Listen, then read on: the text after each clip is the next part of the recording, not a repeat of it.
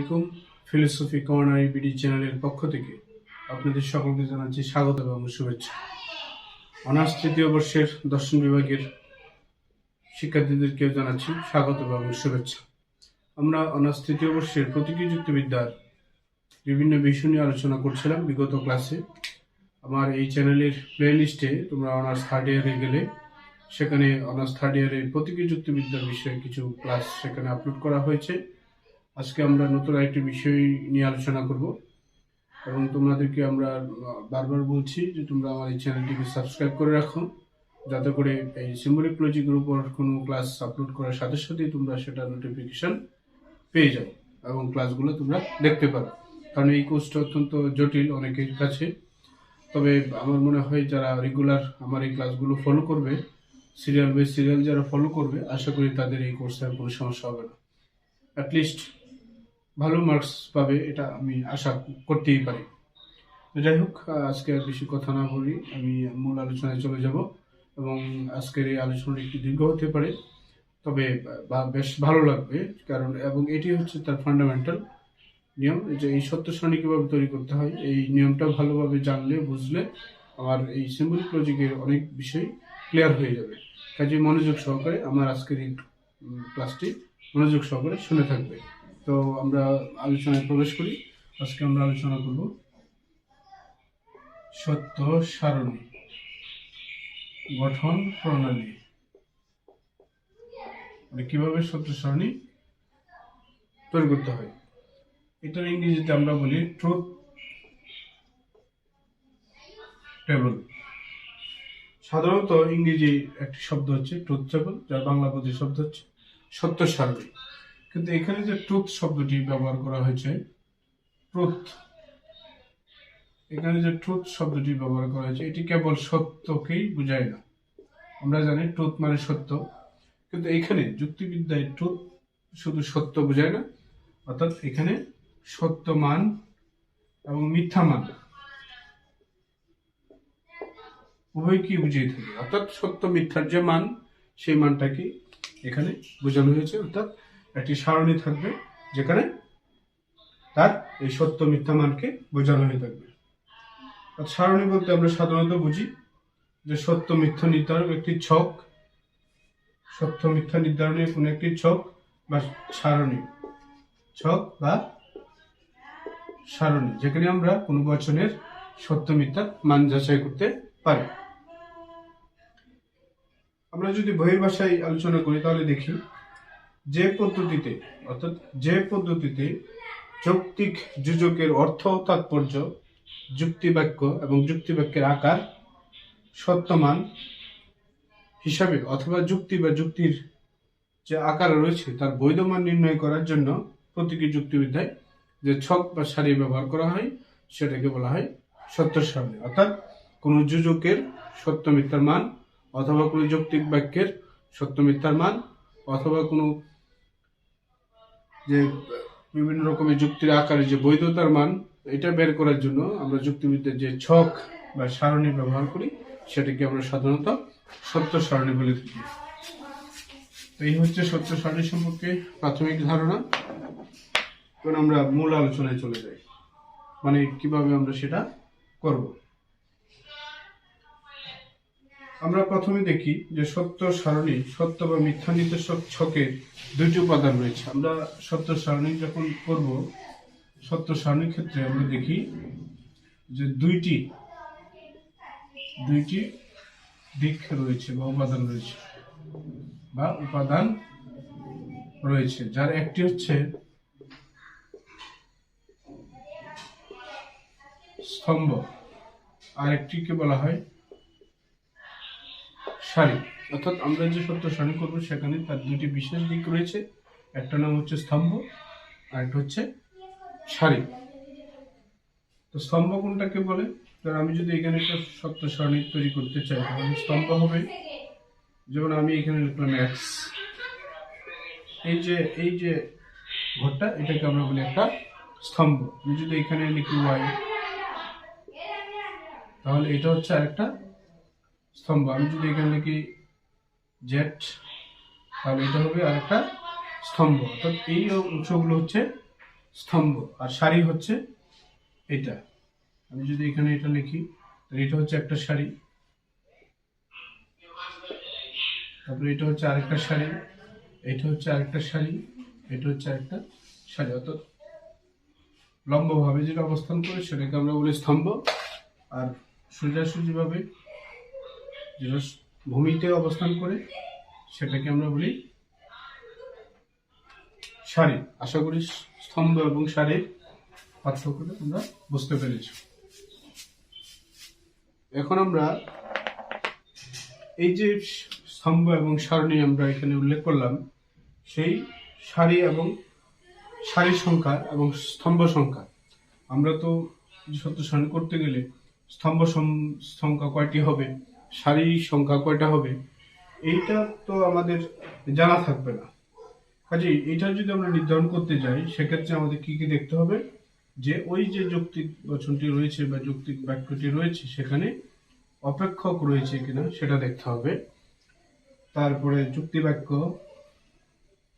যে যুক্তি বাক্যটি থাকবে সেটি দেখতে হবে, বা যুক্তির যে আকার, যুক্তি বাক্যের যে আকার রয়েছে সেটা আমাদের দেখতে হবে। এবং এই দুটোর উপর ভিত্তি করি এবং এখানে যে ব্যবহৃত বচনগুলো রয়েছে, বচন বর্ণ, এই তিনটি বিষয়ের উপর লক্ষ্য রেখে আমাদের স্তম্ভ এবং সারি সংখ্যা বের করতে হবে। কোন তিনটি বিষয় মনে রাখতে হবে? অপেক্ষক, যুক্তি বাক্য বা যুক্তি বাক্যের আকার, তারপর হচ্ছে বচন বর্ণ। আমাদের স্তম্ভ এবং সারি বের করতে হলে এই জিনিসগুলোর উপর আমাদের চিন্তা করতে হবে। সারি বিস্তারিত বলবো। প্রথম নিয়মে আমরা আসি। আমরা জানি এই সত্য সারণী কতগুলো নিয়ম রয়েছে।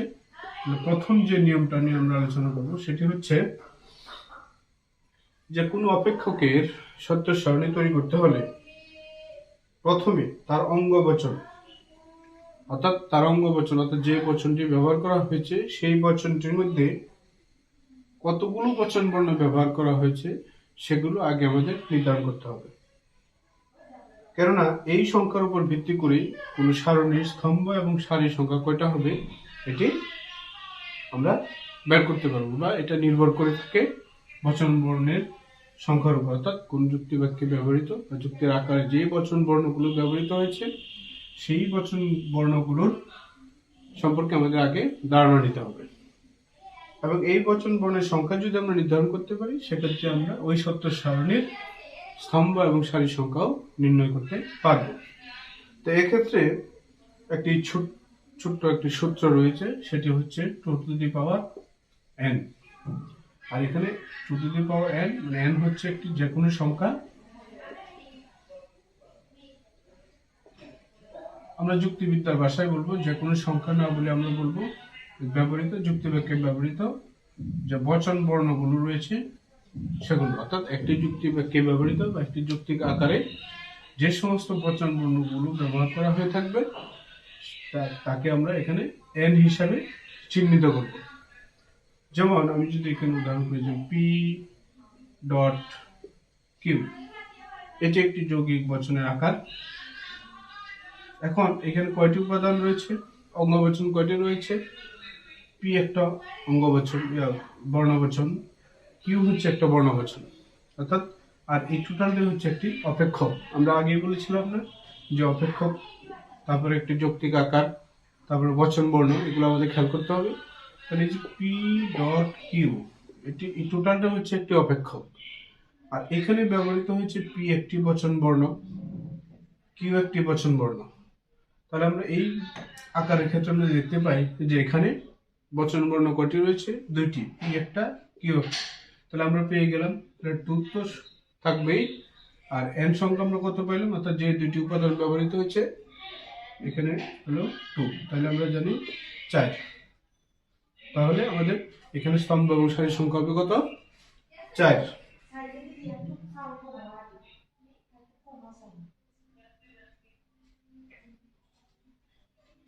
তাহলে এখানে সারির সংখ্যা হবে কয়টি? 4টি। এটা আমাদের মাথায় রাখতে হবে। অর্থাৎ সারির সংখ্যা কিভাবে আমরা বের করতে পারি, আশা করি বিষয়টা ক্লিয়ার। এখন আমরা যদি এখানে n এর মান আমরা তো মূল সূত্রটা আমাদের মনে রাখতে হবে 2 টু দি পাওয়ার n। এখন আমরা এখানে যে n লিখবো, এখন n সমান যদি আমি 3 ধরি তাহলে কত হবে? সেটা কিভাবে হইতে পারে? p q dot r। তাহলে এটি একটি অপেক্ষক এবং তার অঙ্গবাচন কয়টি? 3টি। এই জন্য এখানে n এর মান কত হয়ে গেল?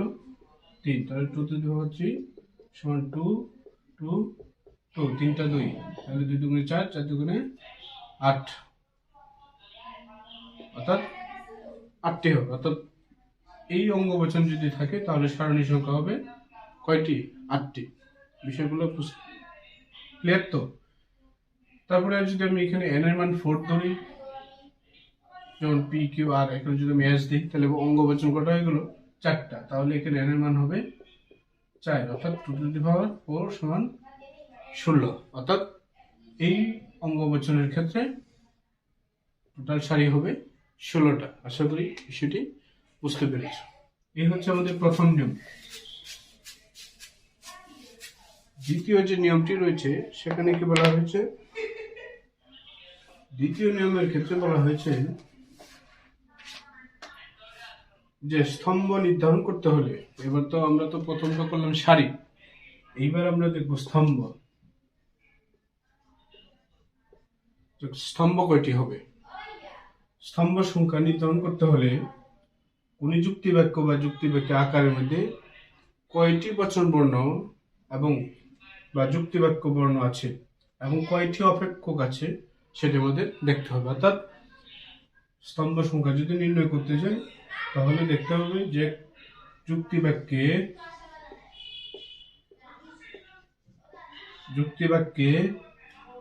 বা যুক্তি বাক্যের আকারের মধ্যে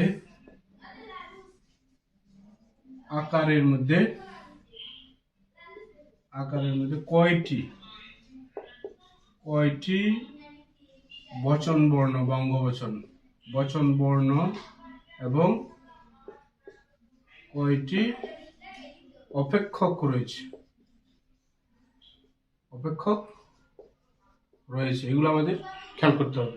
তাহলে আমরা দেখি বচন বর্ণ, এই বিষয়টা খেয়াল করতে হবে। কয়টি বচন বর্ণ রয়েছে এবং কয়টি অপেক্ষক রয়েছে। অপেক্ষক মানে হচ্ছে যে আমরা বলছি যেমন p ডট কিউ, এটা একটা অপেক্ষক। আমি যদি এখানে লিখি p ভ্যাল কিউ, এটা একটা অপেক্ষক।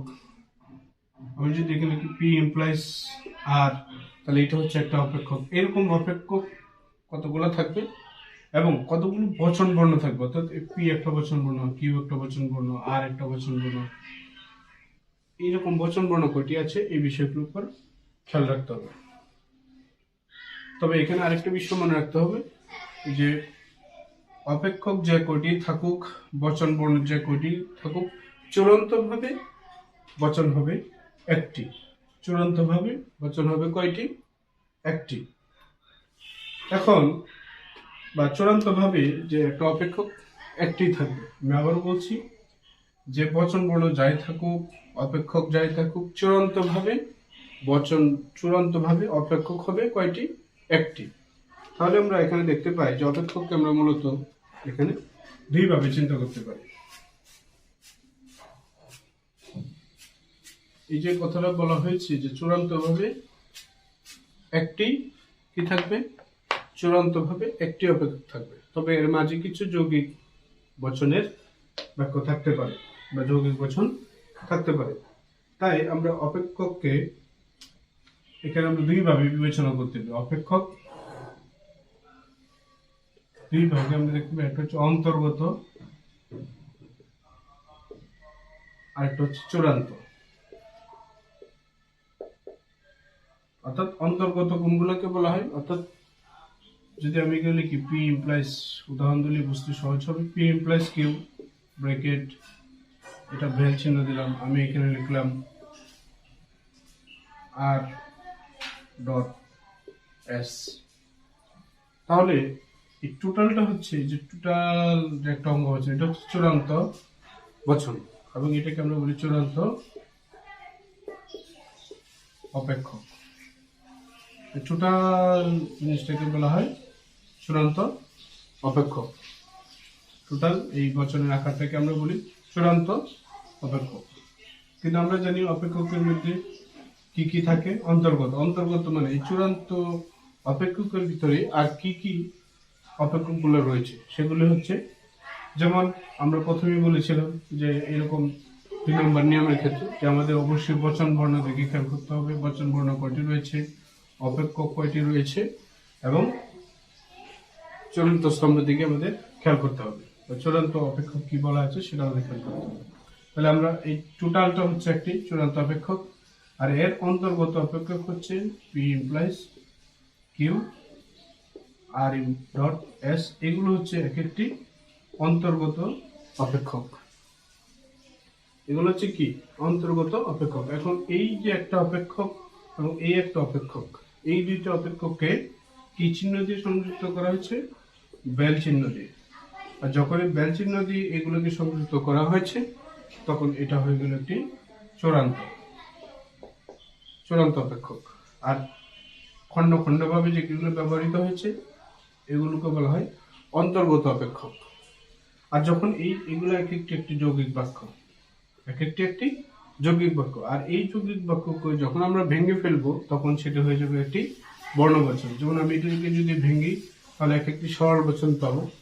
পি একটি সরল বচন, কিউ একটি সরল বচন, এখানে আর একটি সরল বচন, এস একটি সরল বচন। অর্থাৎ এই যে এগুলো হচ্ছে তার কি ক্রিয়ার বচন, এইগুলো হচ্ছে বর্ণবচন। কোন যৌক্তিক আকারের বা কোনো যে আকার দেওয়া আছে, যৌক্তিক বচনের আকার দেওয়া আছে, সেই বচনের এগুলো হচ্ছে কি এক একটি সরল বচন এবং এগুলোকে আমরা বলি এক একটি বর্ণবচন। তারপরে আমরা যদি এখানে যৌগিক বাক্য হিসাবে দেখি তাহলে পি ইমপ্লাইজ কিউ এটা হচ্ছে একটি অন্তর্গত অপেক্ষক, আর ডট এস এটা হচ্ছে অন্তর্গত অপেক্ষক, এবং এটাকে যে ভেল চিহ্ন দিয়ে সংযুক্ত করা হয়েছে এবং টোটাল যে আকারটা ধারণ করেছে সেটাকে আমরা বলি চূড়ান্ত অপেক্ষক। তো আমরা যে স্তম্ভ সংখ্যা আমরা পড়তেছিলাম যে কিভাবে স্তম্ভ সংখ্যা নির্ণয় করতে হয়। তো আমরা এতক্ষণ আলোচনা থেকে আমরা যে সূত্রটা বের করতে পারি সেটা হচ্ছে এরকম।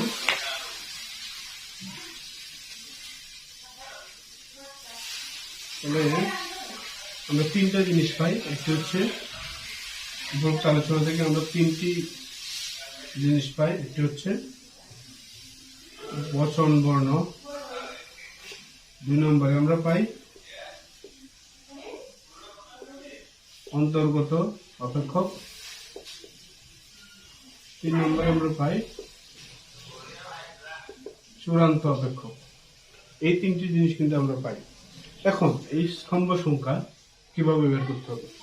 স্তম্ভ সংখ্যা সমান আমরা সূত্রটা এভাবে লিখতে পারি, স্তম্ভ সংখ্যা সমান হবে এই যে তিনটি আছে এগুলো টোটাল যোগফল, বচন বর্ণ প্লাস অন্তর্গত অপেক্ষক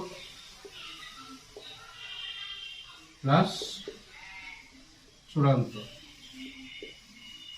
অপেক্ষক। এই তিনটির যোগফল বচন বর্ণ, অন্তর্গত এবং চূড়ান্ত অপেক্ষক, এই তিনটির যোগফল যেটা হবে সেটাই হবে মোট স্তম্ভ সংখ্যা। তাহলে আমরা একটা উদাহরণ, আমরা আগের উদাহরণটাই দেখি যে এখানে স্তম্ভ সংখ্যা তাহলে কটা হবে। আমরা আগে উদাহরণটা লিখেছিলাম কিভাবে, পি ডট, আমরা যদি বলি P dot Q, P dot Q implies R vel S. মনে করি যে এটি হচ্ছে একটি চূড়ান্ত অপেক্ষক। এখন আমাদের এখানে এই যৌক্তিক আকার থেকে বা এই যৌক্তিক বচনের আকার থেকে বা চূড়ান্ত যে অপেক্ষকটি রয়েছে এখান থেকে আমরা কিভাবে স্তম্ভ সংখ্যা বের করতে পারি। আমরা জানি স্তম্ভ সংখ্যা বের করা হচ্ছে তার বচন বর্ণগুলো আমরা এখানে আলাদা করে ফেলবো, অন্তর্গত অপেক্ষকগুলো আমরা আলাদা করে ফেলবো এবং চূড়ান্ত অপেক্ষক যেটা সেটাকে আমরা যোগ করব। তাহলে বচন বর্ণ আমরা আলাদা করি, পি আলাদা করে ফেললাম, কিউ আলাদা করলাম, আর আলাদা করলাম, এস আলাদা করলাম। তাহলে এখানে কটি হলো? 4টি। বচন বর্ণ কটি হলো এখানে? 4টি। তাহলে পি কিউ আর এস কটি বর্ণ বচন? 4টি। তারপর অন্তর্গত অপেক্ষক, অন্তর্গত অপেক্ষক কোনটি? এটা পি ডট কিউ আর ভ্যাল এস। তাহলে এখানে পি ডট কিউ হচ্ছে একটি অন্তর্গত অপেক্ষক, কয়টা? একটা। আবার এখানে আছে একটা আর ভ্যাল এস, তাহলে কয়টা হলো? দুইটি। আর এখানে এমপ্লয়ীদের যুক্ত করা হয়েছে, টোটাল অপেক্ষক হচ্ছে কয়টি? একটি। চূড়ান্তটি কোনটা? একটি। সুতরাং 4 আর 2 6 আর 1 হলো 7। এই অঙ্গবচন, এই চূড়ান্ত আকারের ক্ষেত্রে বা এই চূড়ান্ত অপেক্ষকের ক্ষেত্রে স্তম্ভ সংখ্যা হবে কয়টি? 7টি। তাহলে আমরা দুইটা জিনিস জানতে পারলাম যে কিভাবে সারির সংখ্যা বের করতে হবে। আমি সংক্ষিপ্তভাবে আবার বলি, এবং এই দুইটা বিষয় খুবই গুরুত্বপূর্ণ, তারপরে আর অত গুরুত্বপূর্ণ কিছু নেই। প্রথম সারির সংখ্যার ক্ষেত্রে আমাদের মনে রাখতে হবে কয়টি? Two to the power n। আর স্তম্ভের ক্ষেত্রে আমাদের কি মাথায় রাখতে হবে? স্তম্ভের ক্ষেত্রে মাথায় রাখতে হবে কি?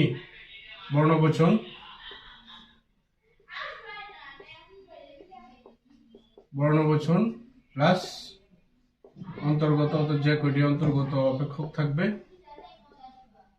তারপরে হলো চূড়ান্ত অপেক্ষক। এই বিষয়গুলো আমাদের অবশ্যই মাথায় রাখতে হবে। তাহলে আমরা two to the power n সমান জানি, যে বচন বর্ণগুলো থাকবে সেটা তার মান হবে n। আর স্তম্ভের ক্ষেত্রে হবে বচন বর্ণ প্লাস অন্তর্গত অপেক্ষক প্লাস চূড়ান্ত অপেক্ষক, অর্থাৎ এই তিনটা যোগ করলে যে সংখ্যাটা আসবে সেটি হচ্ছে মোট স্তম্ভের সংখ্যা। উদাহরণ সহকারে আমি বুঝিয়েছি, আবার না বুঝে থাকলে আমাকে কমেন্ট করে জানাতে পারো, আমি তার রিপ্লাই দেওয়ার চেষ্টা করব। 4 নাম্বার বা 3 নাম্বার, আমি দুইটা শেষ করছি আজকে। এখন আমরা আলোচনা করব 3 নাম্বার। 3 নাম্বারের যে আলোচনাটা সেটি হচ্ছে যে আমরা সত্য সংখ্যা কিভাবে বলবো। আমরা তো জানি যে সারি কিভাবে বের করতে হয়, স্তম্ভ কিভাবে বের করতে হয়। এখন প্রশ্ন আসতে পারে যে এই যে বচন বর্ণগুলো আসছে, এগুলো আমরা কিভাবে সাজাবো? উল্টাপাল্টা লিখবো না কিভাবে? তার তো একটা সিস্টেমে আমাদেরকে এগুলো সাজিয়ে লিখতে হবে। সেজন্য আমরা একটা নিয়মে আসতে হবে। যেমন আমরা যে সারণীটি তৈরি করবো, তার প্রথম যে স্তম্ভটি রয়েছে, প্রথম স্তম্ভ এবং প্রথম সারিতে, প্রথম স্তম্ভেতে আমরা কি করব? যে সারণীটি রয়েছে সেখানে আমরা প্রথম আগে কি লিখবো? বর্ণবচনগুলো আগে লিখে ফেলবো। যেমন কোনো একটা ক্ষেত্রে আমরা যেমন লিখছিলাম পি, আগে লিখবো। আগেরটার ক্ষেত্রে আমরা যদি লিখি কি ছিল? পি ডট কিউ ইমপ্লাইজ আর ভ্যাল এস, এটাই তো। এখন আমরা কি করব? 3 নাম্বার নিয়মের ক্ষেত্রে আমরা যে বচন বর্ণগুলো আছে সেগুলোকে আগে লিখবো। বচন বর্ণগুলো হলো পি কিউ আর এস। তাহলে আমরা বচন বর্ণগুলো আগে লিখে ফেললাম। তারপরে আমরা কি লিখবো? এই যে অন্তর্গত অপেক্ষক কি আছে? পি ইমপ্লাইজ কিউ, তারপর আরেকটা হচ্ছে আর ভ্যাল এস, এটা হচ্ছে আরেকটি অপেক্ষক। তাহলে দুটো অপেক্ষক লিখলাম, অঙ্গবচনগুলো লিখেছি, অপেক্ষকগুলো লিখেছি। এবার আমরা কি লিখবো? মূল চূড়ান্ত যে অপেক্ষক সেটি পি ডট কিউ ইমপ্লাইজ আর ভ্যাল এস। এই হচ্ছে 3 নম্বর নিয়ম, অর্থাৎ কিভাবে সাজাবো। তাহলে আমরা দেখি, আমরা আগেই বলেছি। তাহলে এখানে স্তম্ভ কয়টি হলো? 1 2 3 4 5 6 7। আমরা বলেছিলাম না কয়টা হবে? 7টা। এখানে অঙ্গবচন সহ অন্তর্গত অপেক্ষক এবং চূড়ান্ত সহ মিলে কয়টা হবে? 7টা। এবার আমরা এখানে দেখবো কিভাবে 16টা হয়। তো অনেক লম্বা হয়ে যাবে, আমি জাস্ট তোমরা বাকিটা বুঝে নিবে। যেমন এখানে বচন আছে কয়টি? 4টি, পি কিউ আর এস। তাহলে সারি কয়টা হবে? আমরা এই যে সারি টু দি পাওয়ার n মানে 4 সমান 16টি। 4টা থেকে কয়টা হবে? 16টি। তাহলে আমাদের এরকম সারি সংখ্যা হবে কয়টি? 16টি। আমরা এখানে যে কয়টা আসবে কয়টাই করি। আপাতত এই কয়টাই করলাম, 16টা আসবে। জাস্ট বোঝার সুবিধাতে এই কয়টাই করছি। তো এখন এটা হচ্ছে 3 নম্বর নিয়ম, যে আমরা কিভাবে বসাবো। প্রথমে আসবে, আমি আবার বলতেছি, প্রথমে আসবে বর্ণবচন, তারপরে আসবে অন্তর্গত অপেক্ষক, তারপরে আসবে চূড়ান্ত অপেক্ষক। এরপরে আমরা কি করব? 4 নম্বরের যে নিয়ম, সেই নিয়মের ক্ষেত্রে আমরা কি করব? 4 নম্বর নিয়মের ক্ষেত্রে আমরা এখানে যতগুলো সারির সংখ্যা পাইছি, অর্থাৎ কয়টা পাইছি? 16টা, তাই না? এই কন্ডিশনে গেলে আমাদের কয়টা হয়? সারির সংখ্যা কয়টা হয়? 16টা। 16টার মধ্যে প্রথম বাম পাশে যেটা রয়েছে এবং সর্ব বাম পাশে যেটা রয়েছে এবং তারপরে যেটা রয়েছে সেটাকে আমরা কি করব? অর্থাৎ এই স্তম্ভগুলিতে বিন্যস্ত বাক্য বর্ণমালা বচনগুলোর মান বসাতে হবে, অর্থাৎ প্রতিটি সারিতে টিএফ বসাইতে হবে। অর্থাৎ এই যে এখানে আছে এই প্রতিটাতে আমাদের কি করতে হবে? হয় টি বসাতে হবে, না হয় এফ বসাতে হবে। তো সেই জন্য কিছু নিয়ম আছে, যেমন প্রথম যে স্তম্ভ সেখানে যদি 16টা থাকে তাহলে প্রথমে আমরা কি করব? এটাকে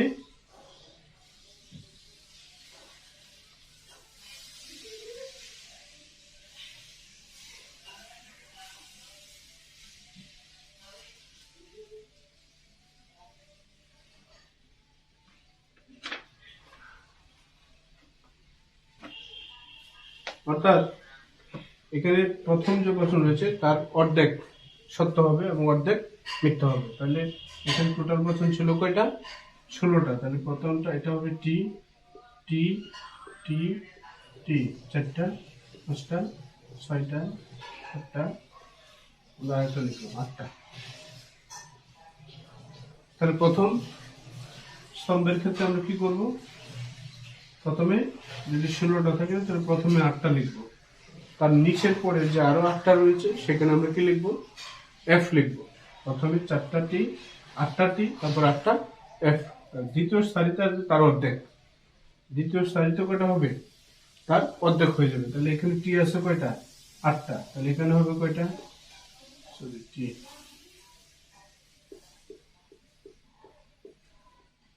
তাহলে দ্বিতীয়টা তো হয়ে যাবে কয়টা? 4টা। আর এখানে হয়ে যাবে এফ এফ এফ এফ। এভাবে আবার 4টা টি 4টা এফ, এভাবে আসবে।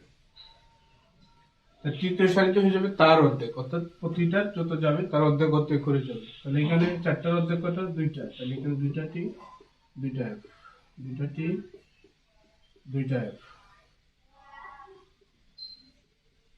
তাহলে এখানে হলো 8টা, এখানে হলো 4টা, এখানে হলো 2টা, এখানে হবে কয়টা? একটা। T F T F T F T F, এভাবে। অর্থাৎ চতুর্থ নিয়মের ক্ষেত্রে আমরা জানি যে প্রথম স্তম্ভে যে কটা সারি হবে তার অর্ধেক হবে টি এবং অর্ধেক হবে ফলস। আবার দ্বিতীয় কলামে কি হবে? তার অর্ধেক, অর্থাৎ প্রথম স্তম্ভের অর্ধেক টি হবে, অর্ধেক এফ হবে।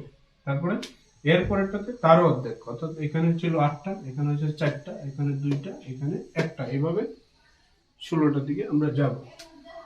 তারপরে এখানে ষষ্ঠ যে নিয়মটা রয়েছে, পঞ্চম যে নিয়মটি রয়েছে সেই নিয়মটা হলো কি? অর্থাৎ এই যে বিভিন্ন অপেক্ষক রয়েছে, এই অপেক্ষকগুলোর সত্য মান বসাতে হবে। আমরা জানি পি ডটের ক্ষেত্রে, এই যে আমার আগের ক্লাসগুলোতে এগুলো দেওয়া আছে যে পি ডট কিউ এটা মানে হচ্ছে একটি সংযোজিত বচন, আর আর ভ্যাল এস হচ্ছে বৈকল্পিক বচন। এখন বৈকল্পিক বচনের ক্ষেত্রে কোন কোন মান সত্য হয় এবং পি ডট কিউ এর ক্ষেত্রে কোন কোন মান সত্য হয় এই সংক্রান্ত আগের ক্লাসগুলোতে বিস্তারিত আলোচনা করা আছে। আজকে সেগুলোর দিকে যাচ্ছে না। তাহলে পি ডট কিউ আমরা জানি, পি ডট কিউ এর ক্ষেত্রে আমরা জানি যখন কি হবে?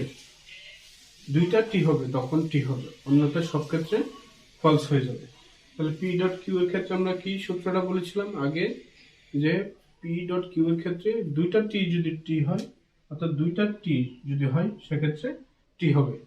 তাহলে পি ডট কিউ আমরা এখানে পি এর মান টি, কিউ এর মান টি, পি ডট কিউ সমান টি। এখানেও টি, এটাও টি হবে, এটাও টি টি, এটাও টি, এটাও টি আসবে। এখানে টি এফ সমান কি আসবে? যতক্ষণ টি টি আছে টি হবে, যখন টি থাকবে তখন এফ হয়ে যাবে। টি এফ সমান এফ, টি এফ সমান এফ, টি এফ সমান এফ। এভাবে ক্রমান্বয়ে আমরা যেতে থাকবো। তারপরে আছে কি? আর ভ্যাল এস, অর্থাৎ আর এর মান কোনটা? টি, এস এর মান কোনটা? এইটা। এই দুটোর মধ্যে ভ্যাল, অর্থাৎ কোন ভ্যালের ক্ষেত্রে কখন মান সত্য হয় কখন মিথ্যা হয়। আমরা জানি ভ্যালের ক্ষেত্রে কি হয়? ভ্যালের ক্ষেত্রে যে কোনো একটি মান, অর্থাৎ 2টা এফ হলে এফ হবে আর না হয় সত্য হবে। তো 2টা এফ কোথায় আছে? এখানে আছে। তাহলে এটা এফ হবে। আর কোথায় আছে? এখানে আছে। তাহলে এটা এফ হবে, অন্যটা সব টি হবে। এখন এই পি ডট কিউ মান পাইছি না আমরা, পি ডট কিউ এই মান এবং আর ভ্যালুস এই মানটা আমরা পাইছি। মাঝখানে আছে কি? ইমপ্লয়েজ। এখন ইমপ্লয়েজের ক্ষেত্রে আমরা কি করব? এখানে পি এর মান, পি ডট কিউ এর মান পাইছি টি, আর ভ্যাল এস এর মান পাইছি টি, আর মাঝখানে আছে ইমপ্লয়েজ। আমরা জানি ইমপ্লয়েজের ক্ষেত্রে শুধু টি এফ থাকলে এফ হবে, আদারওয়াইজ টি হবে। তাহলে এটা সমান টি, এটা সমান টি, এটা সমান টি, টি এফ পাইছি এফ, এফ টি সমান টি, এফ টি সমান টি, এফ এফ সমান টি, এফ টি সমান টি। অর্থাৎ টি এফ এর ক্ষেত্রে শুধু এফ হবে, আদারওয়াইজ অন্য সব ক্ষেত্রে কি হবে? এফ হবে। তাহলে এই যে চূড়ান্ত স্তম্ভের যে আমরা মান, পঞ্চম যে নিয়মটা আছে সেই নিয়মটা হচ্ছে সর্বশেষ যে নিয়ম, এই চূড়ান্ত স্তম্ভে যে মানটা আসে এটার উপর ভিত্তি করে এই সত্য সারণীর মানটা নির্ভর করবে যে এই মানটা কি সত্য না মিথ্যা না অন্য কিছু। এখন এখানে একটি কথা না বললেই নয়, সেটি হচ্ছে যদি চূড়ান্ত স্তম্ভের মান সবগুলো সারিতে মান যদি টি হয়, অর্থাৎ সবগুলো মান যদি চূড়ান্ত স্তম্ভের সবগুলো মান যদি টি হয়, তাহলে সেই বচনটি হবে শত সত্য। এবং এই চূড়ান্ত স্তম্ভের সবগুলো মান যদি মিথ্যা হয়, তাহলে সেটা হবে শত মিথ্যা। এবং এই চূড়ান্ত স্তম্ভের সবগুলো মানের মধ্যে যদি ভিন্ন মান থাকে, অর্থাৎ কোনোটা এফ কোনোটা টি, ট্রু ফলস মিশ্রণ থাকে, সেক্ষেত্রে এটা হয়ে যাবে অনির্দিষ্ট মান। এটা অনেক সময় পরীক্ষা আসে, শত সত্য এবং সত্য সারণীর সাথে শত সত্য, শত মিথ্যা এবং অনির্দিষ্ট মান বের করতে হবে। আমি আবারও বলছি, চূড়ান্ত স্তম্ভের সবগুলো মান যদি টি হয় তাহলে বচনটি শত সত্য, সবগুলো বচন যদি মিথ্যা হয় তাহলে বচনটি হবে শত মিথ্যা, এবং যদি মিশ্রণ পাওয়া যায় তাহলে সেটি হবে অনির্দিষ্ট মান। এই হচ্ছে সংক্ষিপ্তভাবে সত্য সারণী কিভাবে বের করতে হয় তার আলোচনা, উদাহরণ সহ বুঝিয়েছি। আশা করি তোমাদের বুঝতে কোনো সমস্যা হবে না। তারপরেও যদি বুঝতে কোনো সমস্যা হয় আশা করি কমেন্টে জানিয়ে দিলে সমস্যার সমাধান হয়ে যাবে ইনশাআল্লাহ। তো আজকে